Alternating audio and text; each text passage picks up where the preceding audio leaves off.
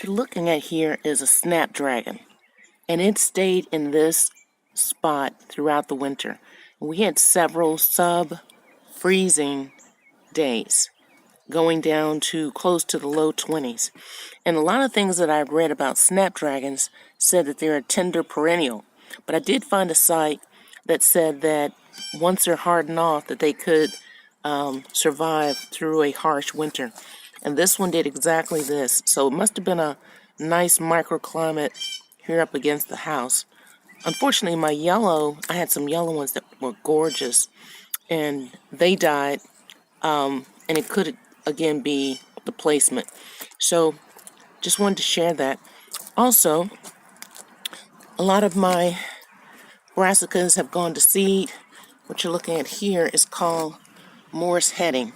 My mustards have long since bloomed and faded, and what is March 10th, I believe it is. And so these are finally getting ready to go to seed. So what I'm going to do is just harvest those leaves off of there. My brassicas that I planted in the ground last year did much better than the brassicas that I put in these containers. I'm not sure why. Maybe I didn't pay that close attention. The one you're looking at is kale. The kale did very well. Again, not as well as the ones that I planted in the ground. It's more the Morse heading. I'd picked those seeds up at Ace Hardware, and again, I was very pleased with those. Here's one that's going to go to seed. Hasn't quite started forming that yet. And then here is some asparagus. As the weather warmed and cooled, they would start growing like crazy and then pull back.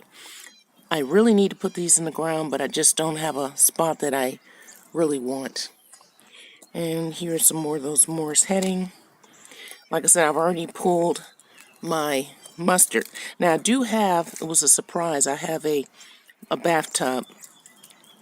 And a year or so ago, I'd put some mustard greens in there, and they are absolutely gorgeous. They're just like the ones that I had in my in the ground. The width on those leaves was close to 5 inches, and the length of them, I mean, they were just gorgeous.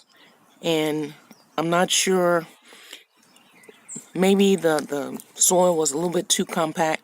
I do have a bedding or a base of wood chips, but I do have sufficient soil, and I'm just not sure why these didn't do as well. They're delicious, but they didn't quite do as well as the ones that I had planted in the ground. And I do have a video where I harvested those, so you can compare what you see here versus the way it looked last year. Thank you all so much. Appreciate you stopping by.